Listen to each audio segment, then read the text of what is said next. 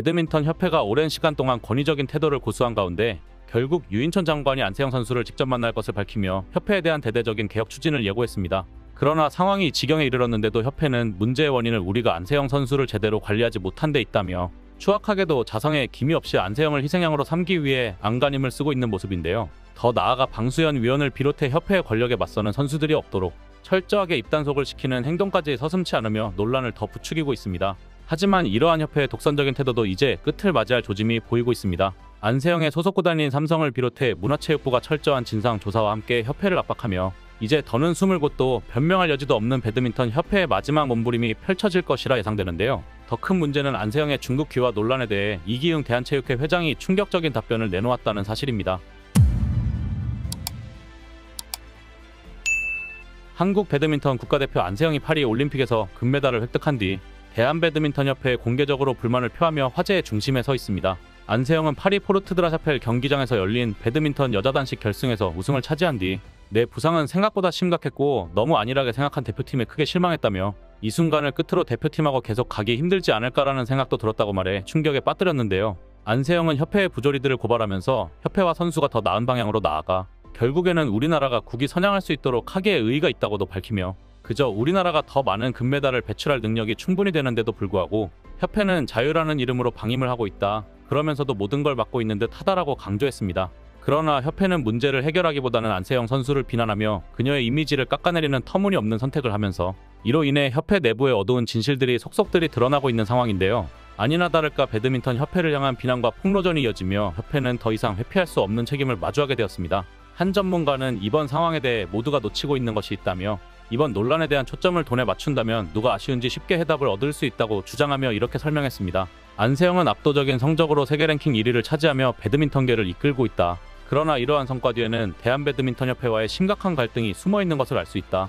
대표적인 사건으로 2018년 호주 대회에서 임원진들이 비즈니스석을 타고 대회에 참석했으나 전력상 우승이 어렵다며 조기 귀국했고 이후 선수들이 중국을 꺾고 14년 만에 정상을 차지했음에도 불구하고 협회 임원진은 우승 자리에 하나도 모습을 보이지 않았다. 또한 같은 해 세계선수권에서는 선수 6명이 출전한 반면 임원진 8명이 비즈니스석을 이용해 동행하는 기이한 상황이 벌어졌다. 협회의 운영 방식은 임원 중심으로 진행되고 있으며 선수들은 이에 따른 피해를 보고 있다. 특히 안세영의 소속 구단이 그녀의 좌석 업그레이드 비용을 지원했으나 협회는 선수들 간 형평성을 이유로 이를 거부한 사례도 있다. 협회의 임원 구성은 축구협회보다 더 많은 수를 자랑하지만 재정적으로는 후원금이 거의 없는 상태다.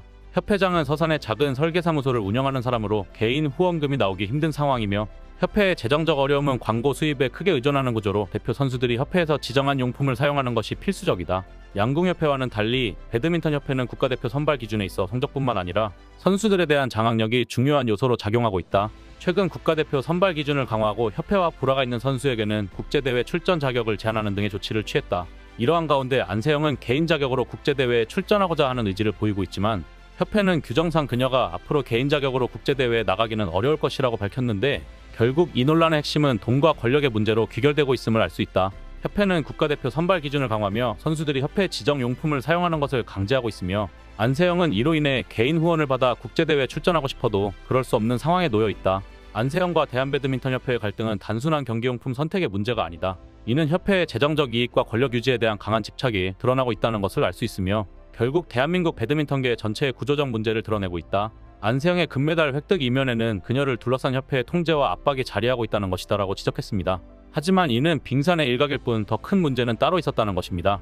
2024 파리 올림픽에 출전한 21개 종목의 협회 예산을 분석한 결과 배드민턴협회의 재정 자립도는 46.73%에 그쳤는데요. 이는 협회의 전체 수입 중 절반 이상이 정부 보조금에 의존하고 있다는 것을 의미하며 금메달을 배출한 협회 중 자립도가 50%를 넘지 못한 것은 배드민턴협회가 유일했습니다.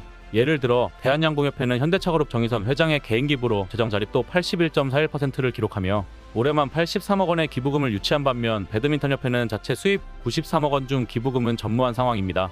그러나 임원진 40명 중 어느 누구도 협회에 기부금을 내지 않았다는 사실은 체육계에 충격을 안겼는데요. 쥐콩만한 협회의 회장 1명, 부회장 6명, 전무 1명, 이사만 28명, 감사 2명으로 현재 국민들의 질타를 받고 있는 대한축구협회보다 임원이 많다는 것이었습니다.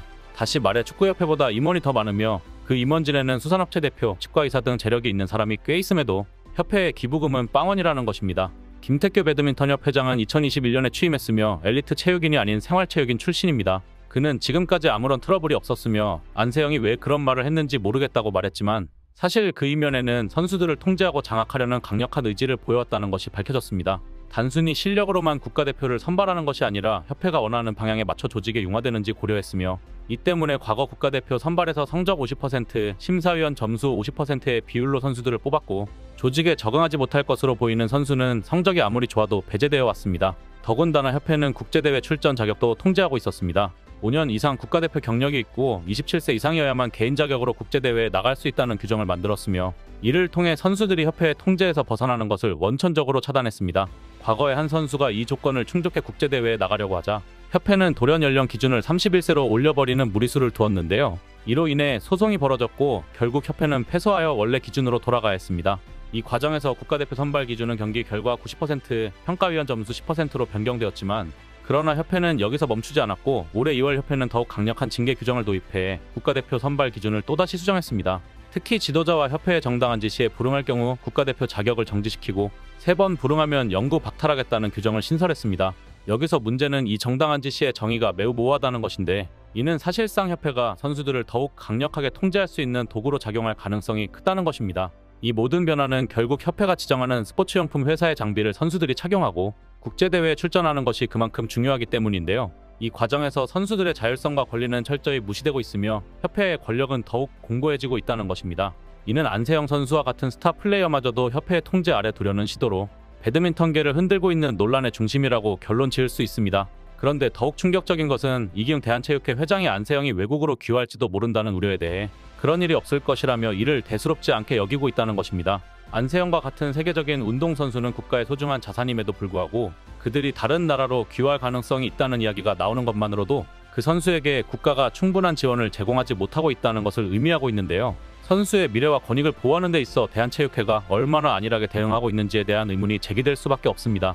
상황이 이렇게 되자 안세영의 소속팀인 삼성은 가만히 있지 않았습니다. 안세영의 시달림을 묵과한 배드민턴 협회를 고소하고 안세영을 전담하는 정관 변호사를 선임해줄 계획이며 대한체육회 현배드민턴 협회의 임원진을 전원 경질하는 등 신규 협회를 설립하는 수준의 대개혁 방안을 건의하기로 결정했다고 입장을 밝힌 것인데요. 삼성의 이러한 결정에는 이재용 회장의 전격적인 지시가 있었던 것으로 전해졌습니다. 또한 유인천 문체부 장관은 파리올림픽이 끝난 12일 출입기자들과 가진 정례 브리핑에서 안세영 선수를 직접 만날 것을 밝히며 협회에 대한 대대적인 개혁 추진을 예고했습니다. 조사단장을 맡은 이정우 문체부 체육국장은 협회에 오늘 공문을 보냈고 내일이나 모레 사무실을 차리고 조사를 시작한다며 협회부터 시작하고 안세영 선수는 귀국 후 휴식이 필요하니 시간을 두고 조사할 예정이다. 9월 중 결과를 도출할 예정이다.